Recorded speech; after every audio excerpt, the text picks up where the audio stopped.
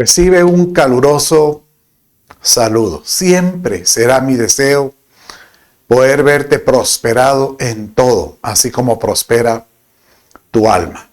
Aquí te saluda el pastor Chito Rendón y es para mí un honor darte la bienvenida a esta enseñanza de la Iglesia La Reunión.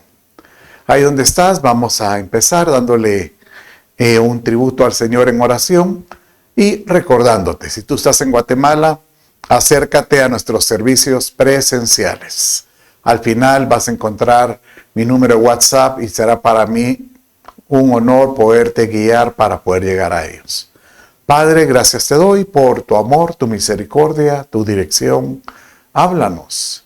Y sobre todo, Señor, bendice, Padre mío, esta reunión y seas tú quien utilice mi boca para poder escuchar tu voz. Te lo ruego. En el nombre de Jesús, tu Hijo. Amén, amén y amén. Aleluya. Bien, vamos en este momento a empezar con la enseñanza. No hay como poder pedirle a Dios que Él nos hable. Hemos estado durante las últimas semanas pidiéndole escuchando temas y pidiéndole a Dios que nos muestre cómo escuchar su voz. Y el Padre, si algo Él anhela, Él muestra a la Escritura que Él desea comunicarse con aquellos que le buscan. Y este debería ser una petición nuestra, el poderle decir a Él: Padre mío, abre los cielos y háblanos. Abre los cielos. Este concepto de apertura de los cielos no solo es no es con la imagen de pensar, Señor, algún día yo voy a estar en esos cielos cuando muera. No. La intención es que en esa dimensión celestial Dios tiene promesas, tiene bendiciones. Es más, Él le llama que Él tiene tesoros para aquellos que le buscan. Y el anhelo nuestro es poder decir: Señor, déjame meter la mano en esa dimensión y poder atraer, jalar, tomar de lo que tú has dispuesto a aquellos que te aman, te buscan, porque es un placer de ti bendecir a tu gente, sobre todo a aquellos que le buscan. Deuteronomio capítulo 28 es un capítulo muy interesante porque habla acerca de las bendiciones del que busca a Dios. Y desde sus inicios y a lo largo de todo ese capítulo, el Señor muestra una serie de bendiciones que totalizan alrededor de 40 calificativos de bendición. O sea, que Él quiere mostrar su misericordia para aquel que le busca. Y casi cierra, al corazón del capítulo, pero cerrando en la parte del énfasis de estas bendiciones, Él dice de esta manera: mire, el Señor abrirá. Quiero que tú lo veas esto como que si es para ti. Y que tú puedas decir: el Señor me abrirá. Como que si Él te estuviera hablando a ti. Y dilo: el Señor me abrirá su buen tesoro, los cielos, para dar lluvia a tu tierra a su tiempo y para bendecir toda la obra de tu mano. Voy a detenerme ahí porque aquí lo que da a entender es que cuando el Señor les hablaba aquí a su pueblo, diciéndoles que en esa tierra donde va a fluir leche, miel, esa tierra de bendición que era Canaán, que era la tierra prometida, y que para nosotros es una figura que Dios dice: aquel que cree en mí y se deja guiar por mí, yo lo llevaré a tierra de bendición. O sea que alrededor de tu vida puede haber cosas que no, tal vez hasta tú sientas que no lo mereces, pero es el anhelo de Dios bendecirte. Pero Recuerden, no es en nuestro tiempo.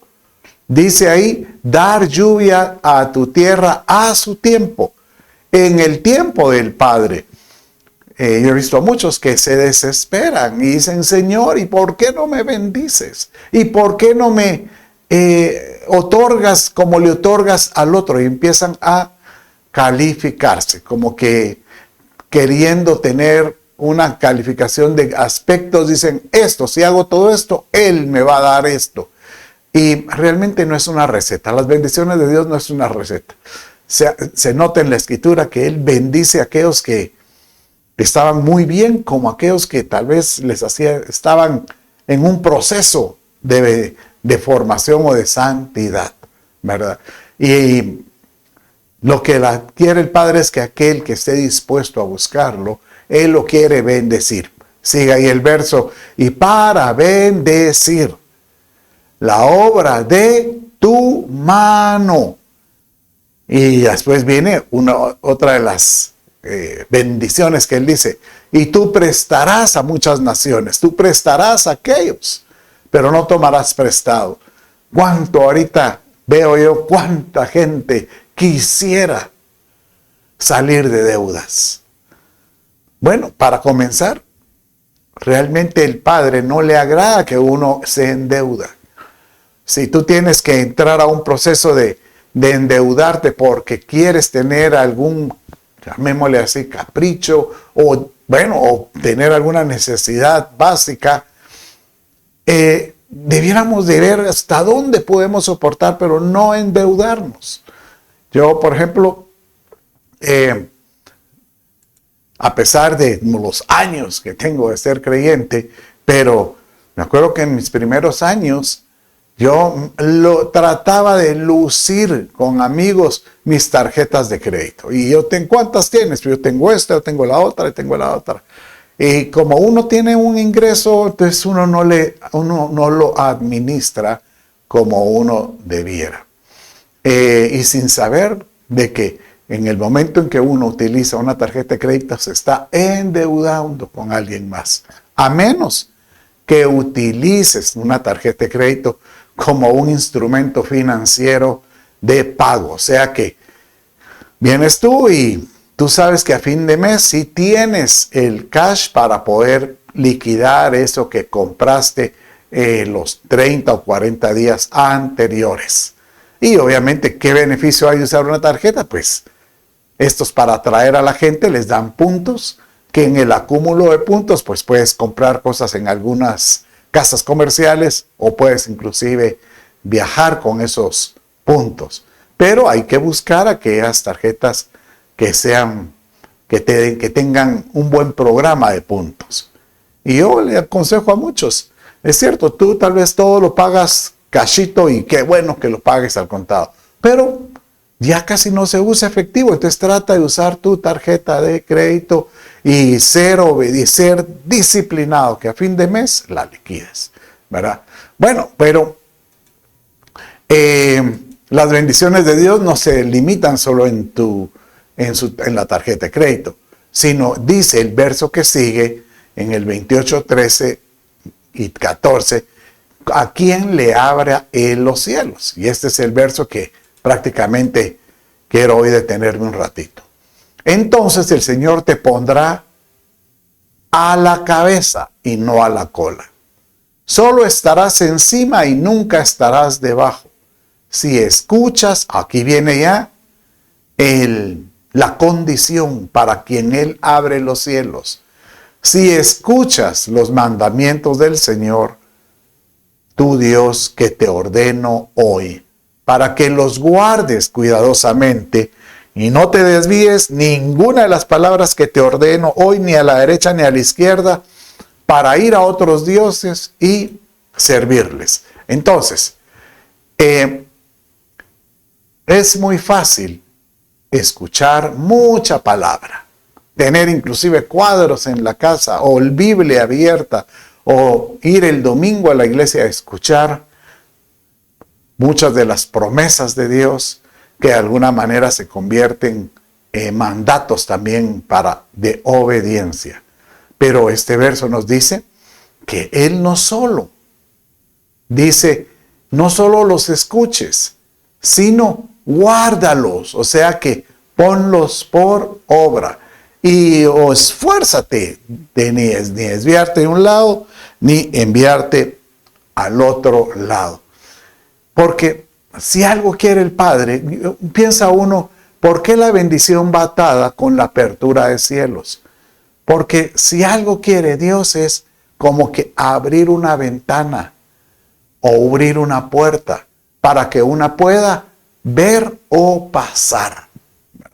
Y cuando hay muchos ejemplos en la Escritura que dice que Él abrirá los cielos, da la impresión como que los cielos en algún momento pueden estar cerrados para algunos.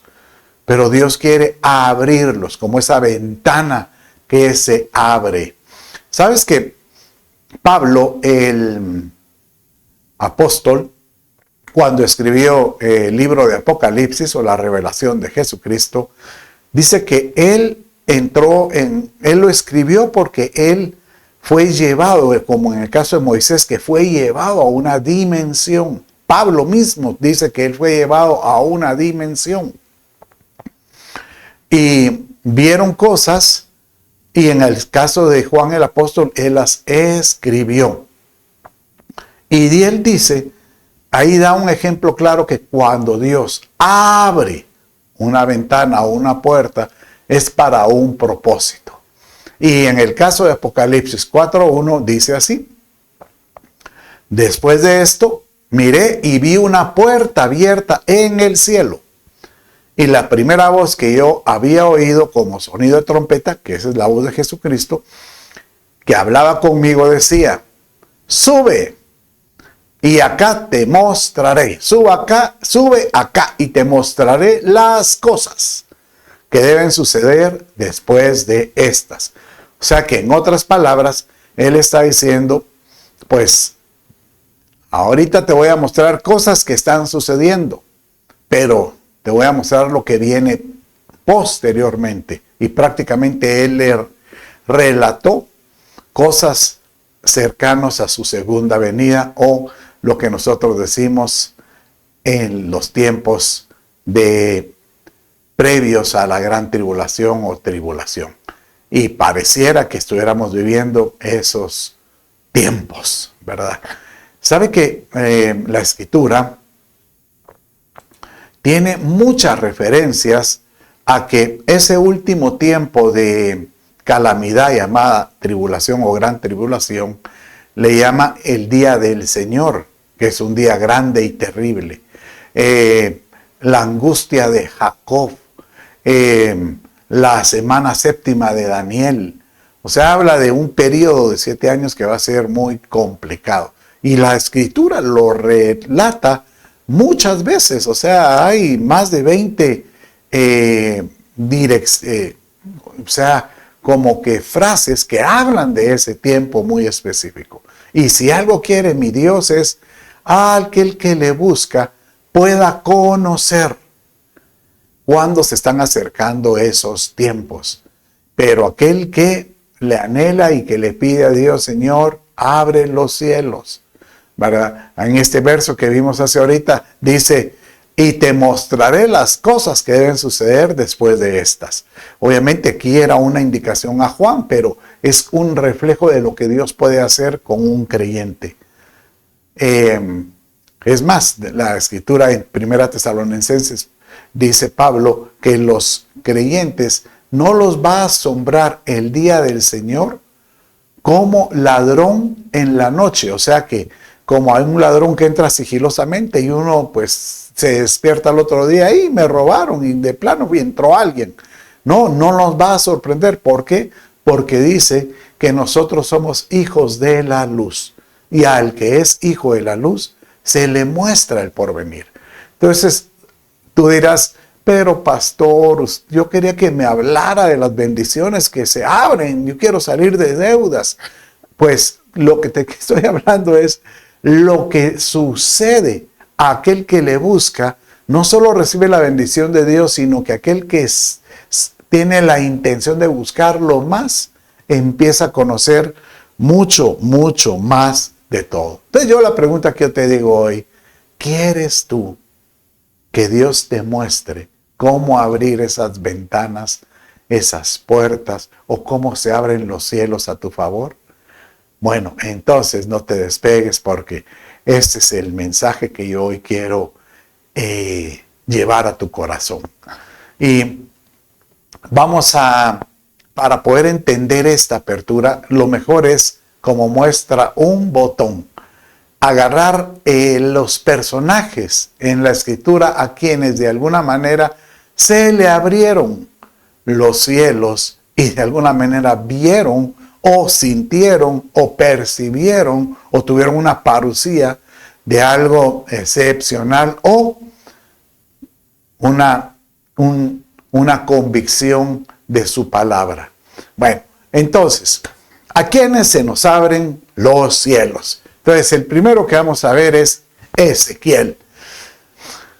Ezequiel está considerado como uno de los profetas, inclusive se le llama entre el catálogo de libros como profeta mayor, ¿verdad? Porque está Isaías, Jeremías, Ezequiel y Daniel.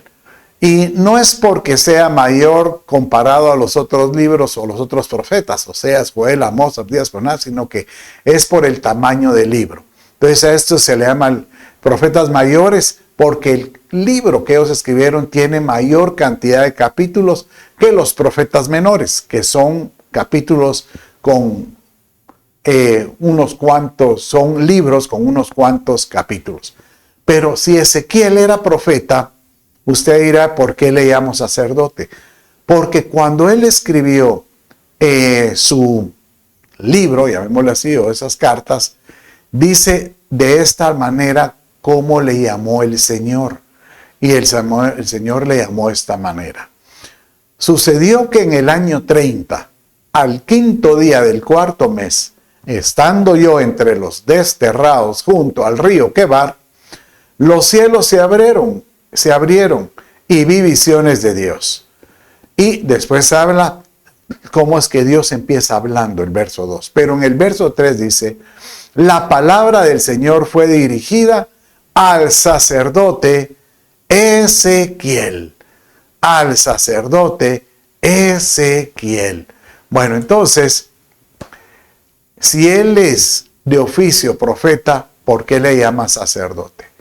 Y es que los cielos se abren cuando uno tiene esa convicción y esa certeza que cuando uno empieza a servir, a buscar a Dios, uno, como cuando Dios le habló a Moisés cuando estaba en la zarza, Dios vino y le dijo, acércate, pero acuérdate, este lugar es santo. Este lugar es una tierra santa porque está mi presencia ahí. Entonces, todo aquel que se acerca a Dios tiene que entrar con una actitud de decirle, Señor, dame acceso al Padre para poder estar yo en una posición digna de buscarlo. Y por eso es que los únicos que podían buscarlo al Señor en el Antiguo Testamento eran los de la tribu de Leví. Y es más, el Señor les dijo, y estos serán sacerdotes para mí, los mediadores entre el pueblo y mi persona, decía Dios.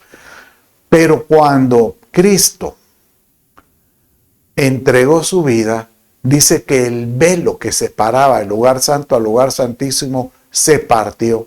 Y de esta manera Jesucristo se convirtió en el camino, la verdad y la vida. Y nadie puede llegar al Padre si no es por medio de Jesús. Entonces, cuando la Escritura menciona que en Cristo nosotros podemos llegar a ser reyes y sacerdotes, o algunas otras versiones le dicen sacerdotes reales, es decir, que nosotros nos da el privilegio de podernos acercar a su presencia. ¿Por qué? Porque Cristo mora en el corazón. Entonces el primer requisito es, Señor, yo quiero que Jesucristo more en mi corazón para poder tener yo acceso a Dios. Y esto te vuelve una bendición. Tú puedes ser un sacerdote abriendo tu corazón a Jesucristo. Y no estamos hablando de que tengas que estar ahora trabajando en una iglesia para ser sacerdote. No. Todos aquellos que le buscan a Dios con Cristo en su corazón se vuelven real sacerdocio. ¿Por qué? Porque ellos pueden presentar ofrendas, ellos pueden declarar sacrificios de alabanza y ellos pueden presentar al Señor a gente, como llevar a gente al Señor. Y eso lo puede hacer aquel creyente. Bueno, pero sigamos viendo a quién más se les abrieron los cielos. Entonces, dice la Escritura que a otro que se les abrió los cielos fue a Jesucristo. Dice en Mateo 3, 16 y 17. Después de ser bautizado, lo vamos a leer un poco más grande para que lo puedas leer mejor. Después de ser bautizado, Jesús salió inmediatamente y he aquí los cielos se abrieron. Nuevamente se abrieron los cielos. Y él vio al Espíritu de Dios que descendía como una paloma y venía sobre él. Y he aquí se oyó una voz de los cielos que decía: este es mi Hijo amado en quien me he complacido, o en el cual yo tengo complacencia. ¿Sabes cuál fue el ejemplo que nos dio Jesús? Que él se volvió obediente en todo su proceso hasta la muerte de cruz. Y él se volvió tan obediente que él nos mostró un modelo de cómo llevar una vida en esta tierra como hombres. Y él, cuando él empieza su ministerio, lo primero que hace es ir al Jordán y recibir las aguas bautismales. Y en ese momento el Señor se agrada tanto porque dice: este está haciendo lo que significa el propósito de un bautismo. ¿Qué es lo que refleja un bautismo? ¿Cómo no me voy a agradar con él? ¿Cómo no me voy a sentir yo complacido de mi hijo? ¿Qué significa el bautismo? Bueno, Romanos capítulo 6 dice que el bautismo es como que si fuera una declaración al mundo o a la gente que nos mira de que uno es sepultado. En el momento que uno desciende en las aguas, es como decir: aquí yo muero a toda mi vida anterior. Es como una declaración que estoy dispuesto a morir a esa vida. Y en el momento que sale, pues le estoy diciendo a la gente: aquí estoy resucitando como Cristo resucitó a una vida nueva. No está diciendo que inmediatamente tu vida como la tortilla ya se transformó. No, hay un proceso de transformación donde tú tienes que buscar la santidad y esta va a ir ascendiéndose hasta que te vas llegando a parecer más a Jesucristo. Qué lindo, ¿verdad? Porque realmente Él nos dice: tomen el ejemplo que yo tomé. Lo primero es recibir a Jesús para ser sacerdotes como Ezequiel. Y ahora, como el ejemplo del Señor, es recibir las aguas del bautismo. Y cuenta la historia que para que él pudiera mostrar incluso la importancia del bautismo, dice que se acercó un principal de los fariseos que se llamaba Nicodemo. Nicodemo era ¿cómo sería el principal? Que la forma, en el momento que llegó a visitar a Jesús fue de noche, pues no quería que lo vieran, y de los principales de los religiosos. Y él, cuando él llega, pues él empieza a hacer alarde de los milagros que hace Jesús, y Jesús le dice: si tú quieres entrar a los cielos, tienes que nacer de nuevo. Entonces él empieza a argumentar: ¿cómo voy a nacer yo de nuevo si ya soy viejo? ¿Cómo voy a meter en la matriz de mi madre? Entonces El verso que utiliza es de esta manera en Juan 3, verso 3. Respondió Jesús y le dijo, en verdad te digo, que el que no nace de nuevo no puede ver el reino de Dios. O sea que uno cuando recibe a Jesús, uno puede ver el reino de Dios, puede estar expectante de él. Pero después empieza él diciéndole, pero ¿cómo me voy a meter en la matriz de mi mamá? Entonces él es que esto no es un nacimiento que te vuelvas un niño, bebé. No, esto es espiritual. Y le dice en el verso 5. Entonces Jesús respondió nuevamente, en verdad te digo, que el que no nace del agua y del espíritu no puede entrar en el reino de Dios. Pero si usted compara esos dos versos, dice que aquel que nació de nuevo pudo ver el reino de Dios. Pero aquel que además de nacer de nuevo y nació del agua y del espíritu, logró entrar. O sea que da a entender que van a haber muchos creyentes que de alguna manera no van a tener esa experiencia de poder tener esa intimidad en el reino de Dios. Lo van a ver por fuera, así como estar en el atrio, no van a poder entrar en el lugar santo. ¿Por qué? Porque solo nacieron al tener la convicción de Cristo. Pero el que nace del agua, el que nace del bautismo y del Espíritu, con la llenura del Espíritu Santo, puede entrar en el reino de Dios.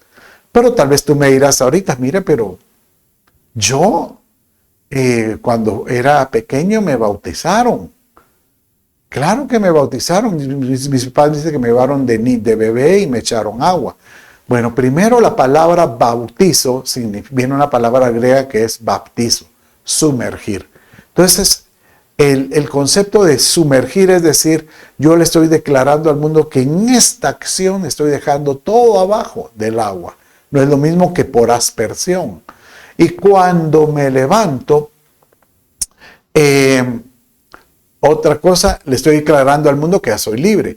Pero para hacer ese acto, yo tengo que tener conciencia de pecado, conciencia del acto que estoy haciendo. Y realmente un bebé no tiene conciencia. Él no puede decir yo voy a nacer de nuevo porque ahora quiero conocer a Dios. No, esto es aquel que voluntariamente dice yo quiero voluntariamente dejar toda vida pasada. Yo he tenido la oportunidad inclusive de bautizar a algunos, que algunos llegan y me dicen, yo no recuerdo, yo me acuerdo que efectivamente iba a un lugar y me dijeron, tienes que bautizarte. Y yo en obediencia me fui y me sumergieron, pero no tuve una convicción. Y yo te digo, si no estás seguro, vuélvete a bautizar, eso no te exime ni te da doble bendición, no, sencillamente estás haciendo una obediencia. Porque Jesús, eso fue lo que hizo, que seamos obedientes en todo sentido. Bueno, miremos otro personaje que se le abrieron los cielos. Y este es el caso de uno de los discípulos de Jesús. Dentro de los 12 apóstoles hay uno que se llama Bartolomé Natanael. Y este era un judío, un hebreo, que pues era muy buen amigo de Felipe. Se acerca a Felipe y le dice, ya vino el que estábamos esperando, el Mesías. Y él, que tenía temor de Dios, le dice, ¿cómo? ¿Y de dónde saldrá? ¿De dónde vino él? Y él le respondió, pues él nació en Belén, ¿verdad? Y él respondió, ¿será que de Belén puede salir algo, o Nazaret puede salir algo bueno? O sea, menospreció el lugar. Pero él dijo, yo quiero ir a ver. Y el Señor le empieza a profetizar a Natanael. Mire cómo le dijo en este verso en Juan capítulo 1, 47 y 48. Le dice de esta manera. Jesús vio venir a Natanael y dijo de él, he aquí un verdadero israelita en quien no hay engaño. Natanael le dijo, Si tú cómo sabes que soy israelita y que soy hombre justo y que no hay engaño. Jesús le respondió y le dijo, antes que Felipe te llamara, cuando estabas debajo de la higuera, yo te vi. O sea que de alguna manera le estaba diciendo, yo vi cuando estabas meditando o tal vez estabas orando debajo de la higuera y yo conozco tu corazón. Tú eres un hombre justo, tú eres un hombre correcto. Entonces, este hombre viene y se asombra, ¿verdad? Y le dice, definitivamente este es el Mesías, este es el que me dijo mis verdades, este es el que me dijo que estaba bajo la higuera. Entonces todavía el Señor le responde de esta manera. Le dice, respondió Jesús y le dijo, porque te dije que te vi debajo de la higuera, ¿crees? Solo porque te dije una cosa que te lo pudo haber dicho otro. ¿Crees que soy el Mesías? Te quiero decir algo, Natanael, por cuanto tú eres justo, correcto, en verdad te digo, que veréis el cielo abierto y los ángeles de Dios subiendo y bajando sobre el Hijo del Hombre. Esta declaración de Jesús es hermosa porque prácticamente le está diciendo que Él es de los del grupo que van a participar del casamiento de Jesús. Y cuando Él venga en su segunda venida, se van a abrir los cielos y los ángeles van a venir y van a descender con Jesucristo y con Él toda esta nube de testigos. Realmente es una hermosa declaración de que el Señor viene y que Él anhela venir a la tierra con todos aquellos que realmente le buscaron y fueron y participaron de este casamiento celestial con Él. Otra persona que vio una escalera y de ángeles, aunque no vio al Señor, en el sentido de que no lo vio bajando como lo vio Natanael, bueno, como Jesucristo le dijo a Natanael que vería, fue Jacob. Dice que cuando él tuvo la experiencia con el ángel, él hizo un altar y se puso a adorar y en eso él vio una visión. Y vio una visión como una escalera donde bajaban ángeles del cielo, ¿verdad? Pero aquí Jesús está hablando de Natanael que verá cómo es que Jesús baja con los ángeles. Qué hermoso esa experiencia porque aquí nos está diciendo entonces que si hay una progresión para que se abran los cielos. ¿Se acuerdan? Bueno, uno, al tener a Jesucristo como Señor y Salvador y que podamos decirle, Señor, yo quiero conocerte, quiero ser un sacerdote tuyo. Dos, Señor, yo quiero en obediencia como hijo de Jesús tener claridad del bautismo del agua, pero también del bautismo del Espíritu Santo.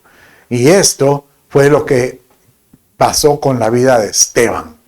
Esteban, cuando él fue lapidado, o sea, él murió por piedras. Pero dice que en Hechos 7, 55, 56, pero Esteban, lleno del Espíritu, fijo los ojos en el cielo, vio la gloria de Dios y a Jesús de pie a la diestra de Dios, y dijo, he aquí veo los cielos abiertos, y al Hijo del Hombre de pie a la diestra de Dios. Aquí no lo mira bajando, no, él lo mira en el trono. Pero, ¿qué característica tenía para que se le abrieran los cielos? Que él pudo haber dicho, yo no tengo la culpa porque me van a matar. No, él cuando en ese momento estaba, Señor, no consideres su pecado. Perdónalos. Algo así como cuando Jesús estaba en la cruz. Ellos no saben lo que hacen. Perdónalos. Y dice que su cara era como de ángel, que hasta asombró a Pablo, Saulo, en ese entonces era Saulo de Tarso, que él fue el que dio la orden de apedrearlo, y se asombró de su cara angelical. Pero eso lo hace cuando le decimos, Señor, lléname de tu Santo Espíritu. Dame de tu Espíritu. Ahí donde tú estás, dile al Señor, Señor, lléname de tu Espíritu Santo. Dame esa oportunidad de poder conocerte a ti si yo tengo esa bendición del Espíritu de Dios en mi vida. La bendición del Espíritu de Dios es que te permite inundarte de amor como lo tuvo Esteban. Te pueden calumniar, te pueden traicionar, te pueden hacer un daño pues hasta físico, pero aquel que está lleno del Espíritu Santo sabe que Dios tiene el control de su vida y es capaz de perdonar. Qué lindo, ¿verdad? Tener un corazón perdonador, porque sabemos que en tu corazón mora algo distinto. Yo quiero contarte que cuando yo recibí al Espíritu Santo, yo recuerdo que Andrés tendría 1 año, 2 años de convertidos, y fue la mamá de un amigo, una señora muy llena de Dios, que ella me vio que yo andaba como irritado, que estaba muy molesto. Y ella me dice, yo te he visto así, Chito, tú recibiste al Espíritu Santo. ¿Y qué es eso? ¿Cómo es? Vente, me dijo. Y me llevó a su oficina y ahí se fue conmigo otro amigo que andaba conmigo, Wayne Farrington se llama, y empezó a orar por nosotros. Cuando yo sentí, estaba en el suelo hablando en lenguas. Y créalo, desde ese momento yo no quería dejar de hablar en lenguas. Yo quería seguir hablando con Dios. Y me di cuenta que mi corazón, a pesar que yo era creyente, había cambiado en muchas cosas. Se vuelve uno con un corazón perdonador, ¿verdad? Pero quise que Esteban tenía los ojos fijos en el cielo. Y aquel que no desvía su mirada en las cosas espirituales siempre va a estar viendo hacia arriba. ¿Qué es la diferencia de aquel cuando dicen, ¿qué quieres ser tú? ¿Águila o gallina? Águila es aquel que anda en las alturas sobre las tormentas, sobre los tornados. O gallina anda en la tierra siempre picoteando hacia la tierra y tocando el pico solo viendo hacia la tierra. Pues yo prefiero ser águila, porque quiero poner las cosas, como dice Colosenses 3:2, poned la mira en las cosas de arriba, no en las de la tierra. Que el Señor me dé esa certeza de que yo estoy dispuesto a conocerlo a Él. ¿Se acuerda cuando hablamos acerca de Juan el apóstol, que dice que cuando él estaba en el Apocalipsis, el Señor le dice, ven y te voy a mostrar las cosas que vienen por venir? Bueno, si algo el Padre quiere es que nosotros conozcamos su voluntad. ¿Cómo poder conocer su voluntad? Obviamente el Espíritu Santo en nosotros nos puede mostrar muchas cosas. Mire cómo dice este verso en Efesios 5, 17 y 18. Así pues, no seáis necios, sino entended cuál es la voluntad del Señor. Y no os embriaguéis con vino, en lo cual hay disolución, sino sed llenos del Espíritu. Diga conmigo, para conocer la voluntad de Dios, hay que estar lleno del Espíritu. Y Él te dice, no trates de embriagarte o de llenarte de otras cosas. Y una forma de llenarlo, dice el verso que sigue, cantando himnos espirituales, leyendo su palabra, teniendo comunión unos con otros. Pero sed llenos del Espíritu Santo y veréis que Él está siempre ahí. Bueno, sigamos viendo otro personaje, y este es Pedro. Dice que Pedro, él fue muy usado por Dios. Dice que hasta su sombra operaba en la sanidad de las personas. Dice que él, pues, estaba orando y fue dice que a la parte alta de la casa, y estando ahí tuvo una parusía, o sea, tuvo un éxtasis, o se le abrieron los cielos. Mire cómo dice este verso. Pedro subió a la azotea a orar, como a la hora sexta, que esto es como mediodía, porque empieza a las 6 de la mañana en la hora primera. Tuvo hambre y deseaba comer, Pero mientras le preparaban algo de comer, le sobrevino un éxtasis. Y vio el cielo abierto y un objeto semejante a un gran lienzo, que descendía bajado a la tierra por las 4 puntas. Bueno, esta experiencia de Pedro fue porque él, sus convicciones hebreas, judaicas, y por su tradición judía, eran demasiado intolerantes. Entonces ellos no podían, para él era un conflicto que los gentiles o los no hebreos recibieran algo de Dios o de Jesucristo, que recibieran, porque él sabía que Jesucristo había sido judío también. Entonces ahí cuando se le descendió este lienzo, dice que había un sinnúmero de animales, pero habían animales prohibidos. Y el Espíritu le dijo, tienes hambre, ¿verdad? Porque estás pidiendo de comer. Sí, le dice, bueno, mata y come. Y él dice, ¿cómo voy a matar esos animales inmundos? Entonces el Espíritu le dijo, lo que Dios limpió, no llame el hombre inmundo jamás. Y en eso se fue la visión y tocaron él estaba todavía tratando de desconcertado, ordenar sus pensamientos, y tocaron la puerta diciéndole que un romano le estaba invitando a su casa para que él fuera a predicarle a su familia, romanos o de esa cultura. Y ahí él se dio cuenta que eran gentiles, ¿verdad? Él se dio cuenta que definitivamente el evangelio era no solo para judíos, no solo para griegos, sino para esclavos, para ricos, para cualquiera, para todo mundo. Y él llegó. Pero cuando se abrieron los cielos, cuando él estaba orando, no dejes de orar, no dejes de clamar, no dejes de buscar a tu Dios de todo corazón, y tendrás seguridad que Dios se va a mostrar a tu vida de una u otra forma. La oración no hemos de pensar en la oración como una imposición o como un rito. Tengo que orar todos los días a tal hora. No, si sos ordenado, pues puedes hacerlo, pero lo importante es que te atraiga, que tú digas, yo quiero buscar a Dios, quiero que me hable a mí. A mí Dios a veces me levanta en la madrugada, y cuando me despiertan a la madrugada, algunas veces me tengo que despabilar, porque es cuando escucho la voz de Dios de una forma impresionante.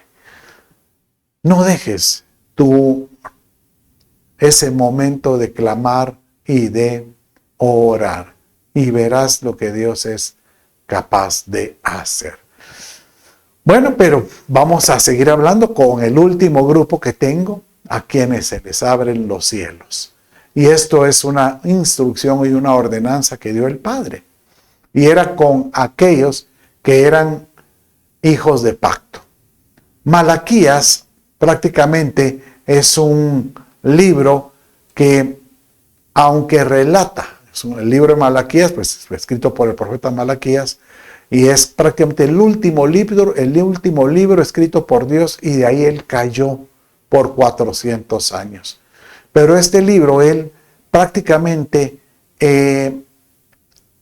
llamémosle así, él desaprobó al pueblo israelita o al pueblo, este pueblo, porque todos los pactos que Dios había hecho con ellos lo dejaron de hacer. El pacto del matrimonio, el pacto de la coinonía, del respeto a autoridades, el pacto de una ofrenda, e incluso el pacto de los diezmos, ¿verdad? Y en este verso, que es muy conocido, dice de esta manera: trae todo el diezmo al alfolí para que haya alimento en mi casa.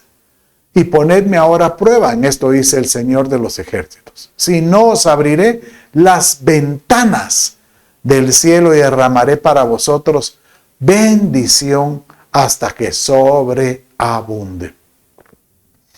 Es curioso porque algunos dirán, sí, pero ya vio que aquí está hablando que las ofrendas, los diezmos son del Antiguo Testamento.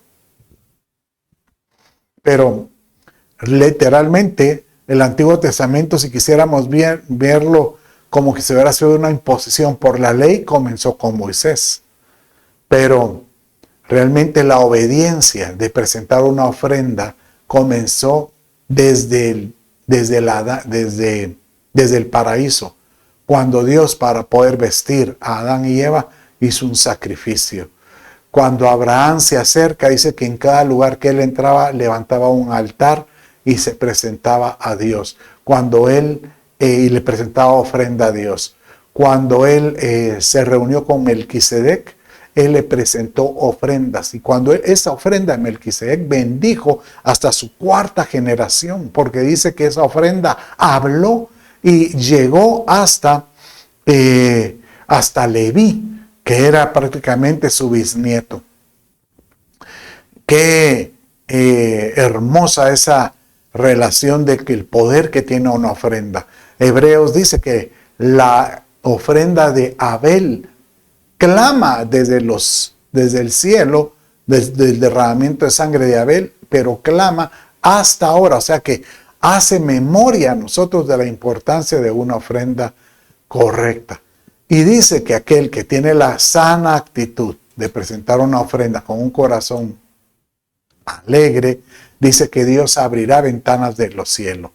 Y abriré y derramaré para vosotros bendición. Y esta palabra bendición que, aparece ahí en su pantalla, dice, hasta que sobreabunde, ¿verdad? Esta palabra bendición es una palabra que se dice benedictum. Es una palabra latina, en latín, que significa decir bien.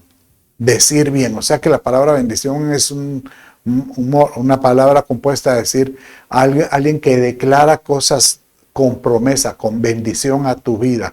Entonces Dios abre ventanas para que, ¿qué sirve una ventana? Para ver, para que tú puedas ver las bendiciones que tiene dispuesta. Y es más, yo puedo decir que con esas bendiciones Él te puede decir cómo poder tener un mejor negocio, cómo poder tratar mejor a tu familia, cómo poder tener una mejor relación, cómo poder ser un mejor trabajador y ser bendito en todas las cosas.